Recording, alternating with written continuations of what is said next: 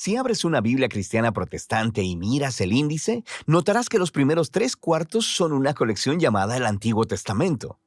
Si miras la lista de libros, verás que está formada por 39 obras más pequeñas que se agrupan en 4 secciones principales. Las primeras 5 son llamadas el Pentateuco, seguidas de los libros históricos, luego los libros poéticos y finalmente los libros de los profetas. Ahora, eso parece bastante simple, pero en realidad es mucho más complicado e interesante. Este orden de libros en un solo volumen llamado Antiguo Testamento es una tradición cristiana tardía que se desarrolló después de Jesús y los apóstoles. En la antigua tradición judía, estas obras estaban todas en rollos separados y se concebían como parte de una colección unificada en 3 partes llamada Tanakh. Es un acrónimo hebreo para Torah, que significa instrucción, Nevi'im, que significa profetas, y Ketuvim, que significa escritos. Ese Tanakh tiene los mismos libros que el Antiguo Testamento protestante, pero en un orden diferente. La Torá corresponde al Pentateuco, pero los profetas consisten de 4 libros históricos narrativos y luego 15 obras que reciben su nombre a partir de profetas específicos. Después siguen los escritos, una diversa colección de textos narrativos y poéticos. Ahora, este diseño en 3 partes es muy antiguo.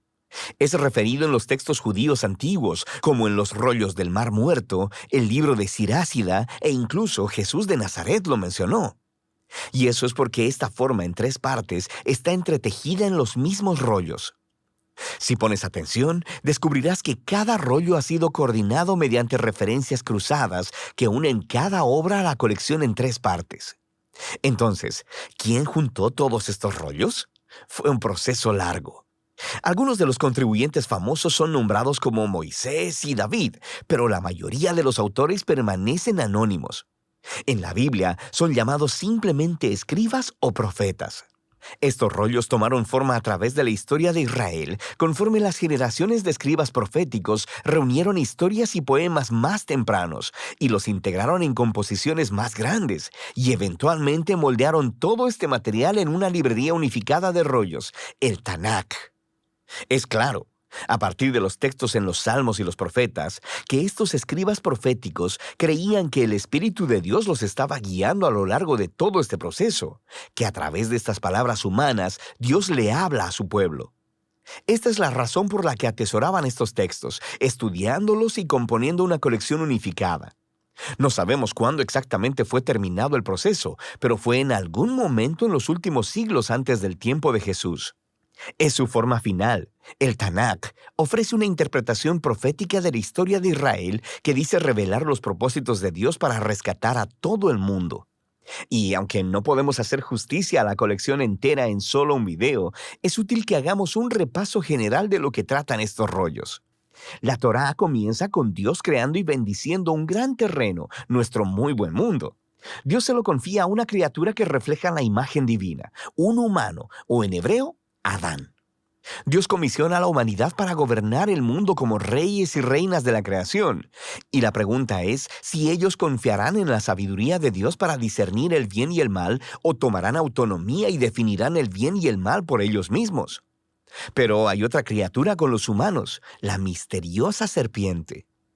En su rebelión contra su creador, engaña a los humanos para que se rebelen neciamente contra la generosidad de Dios. Como resultado, la humanidad es separada de su fuente divina de vida y exiliados del jardín de la bendición para morir en un peligroso desierto. A partir de ahí, la humanidad continúa esparciendo y redefiniendo el bien y el mal, y las cosas rápidamente se ponen mucho peor.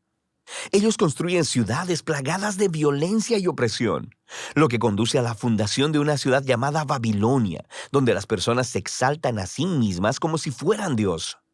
Y así se establece el conflicto básico de la trama de la Biblia entera. Dios quiere bendecir a su mundo y gobernarlo a través de los humanos, pero ahora los seres humanos son el problema. Están bajo la influencia de la maldad, son estúpidos y miopes y se dirigen a la autodestrucción. Y todo esto nos prepara para la solución de Dios. Necesitamos una nueva clase de humano. Así que Dios promete que vendrá un nuevo humano que no se rendirá delante de la serpiente. De hecho, la quebrantará y será quebrantado por ella. A partir de ahí, la historia sigue el linaje de la promesa hasta un hombre y una mujer, Abraham y Sara. Dios les confió la misma bendición divina dada a la humanidad en la primera página. Así que ellos dejan Babilonia para ir a una nueva tierra, similar al jardín que Dios le promete que le dará a su familia. Lo que sigue es la historia de la familia de Abraham. 3 generaciones, Abraham, Isaac y Jacob, seguidos de 12 hijos. Y nuestra esperanza es muy alta hasta que leemos su historia familiar muy disfuncional y destructiva. Ellos mienten, hacen trampa y casi se matan entre ellos, sin mencionar los escándalos sexuales. Pero, ¿qué esperabas después de la historia del jardín? Ellos son seres humanos. Eventualmente, la familia de Abraham termina exiliada en Egipto. Todos estos fracasos por parte de la familia de Abraham pintan un fondo oscuro para los pocos momentos resplandecientes de la historia. Dios permanece comprometido con ese pueblo. Incluso hace con ellos una promesa eterna llamada pacto de que los rescatará y que bendecirá a toda la humanidad a través de ellos. El cómo no está muy claro, pero la familia de Abraham está en su mejor punto cuando dejan sus planes egoístas y confían en la promesa de Dios con una fe radical. A partir de aquí, la familia crece. Terminan esclavizados en Egipto y se nos presenta al otro personaje principal de la Torá, Moisés. Dios lo levanta para rescatar a los israelitas y llevarlos a una montaña en donde todos son invitados a entrar en una relación de pacto con Dios. Se les dan 613 términos para esta relación, una guía para convertirse en una nueva clase de humanos quienes representarán con fidelidad a Dios delante del mundo.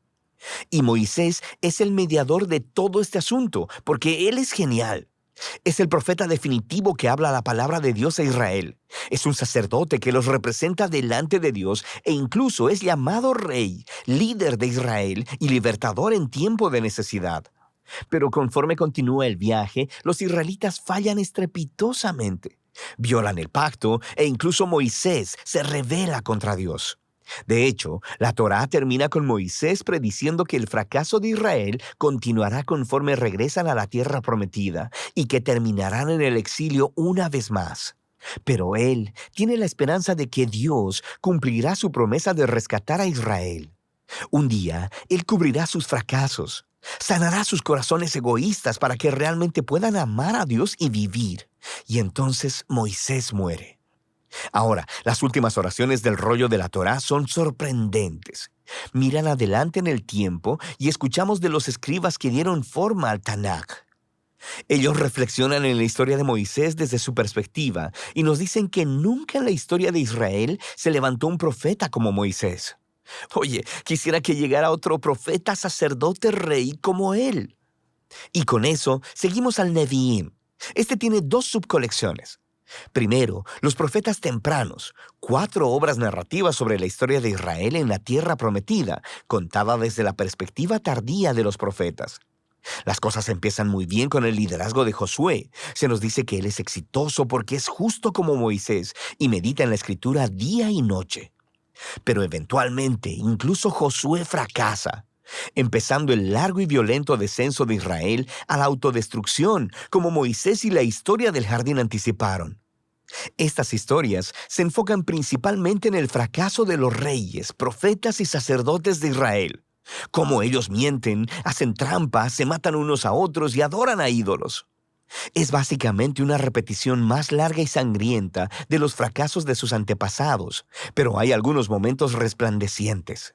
Dios reafirma su promesa de pacto de bendecir a la humanidad a través de un nuevo humano. Será un rey del linaje de David. Tienes algunas historias de personas como David y Salomón que tienen momentos como Abraham, cuando confían en Dios, pero nunca dura mucho. Y por supuesto, la familia de Abraham termina justo ahí donde empezó, conquistada y exiliada en Babilonia. Pero recuerda, toda esta historia está siendo contada desde la perspectiva posterior de los profetas, y ellos saben que el exilio no es el final. Así que diseñaron estas historias del pasado de Israel como indicadores a su esperanza futura. Cuando Dios rescate a su pueblo de Babilonia, enviará un nuevo rey que será como lo fueron Moisés, David y Salomón en su buena época. De hecho, de eso trata la segunda parte del Nevi'im, los profetas tardíos. Hay 3 obras largas y 12 obras cortas, conectadas con profetas específicos. Este diseño intencionalmente recuerda a los 3 más 12 ancestros de Génesis, cuyas historias de fracaso contienen las semillas de esperanza futura. Estos rollos proféticos están llenos de referencias cruzadas que enlazan a la narrativa de la Torá y los profetas y siguen desarrollando la historia. El trabajo de los profetas de Israel era ser como Moisés al acusar al antiguo Israel por su fracaso y corrupción y advertirles acerca del resultado inminente, el gran día del Señor que terminó con la derrota y el exilio en Babilonia. Pero los profetas también prometieron que Dios tenía el propósito de purificar a su pueblo y recrear un nuevo Israel, quien sería fiel como lo fue Abraham. Ellos vivirían en una nueva relación de pacto con Dios bajo la autoridad de un gobernante prometido que es descrito como un nuevo Moisés, pero llamado como David. Él será quien restaurará la bendición de Dios a todo el mundo. La conclusión del Nevi'im es justo como la Torá. Hay una nota de los escribas proféticos del Tanakh. Ellos reflexionan en la historia hasta ese punto y exhortan a los lectores a anticipar la llegada de un profeta como Moisés, a quien llaman Elías. Él anunciará la llegada del Dios de Israel para purificar y salvar a su pueblo. A partir de aquí, nos dirigimos a la tercera y última subcolección del Tanakh, una diversa colección de rollos. Cada uno ha sido diseñado para conectar con temas claves de la Torá y los profetas, y desarrollarlos todavía más a través de un elaborado tapiz de referencias cruzadas. Por ejemplo, el rollo de los Salmos es presentado por 2 poemas que están coordinados con el principio de la Torá y los profetas. En el primer salmo se nos presenta al justo, quien es descrito como un nuevo Josué, un exitoso líder que medita en las Escrituras. Él es como el rey prometido a Moisés y como el eterno árbol de la vida en el jardín del Edén.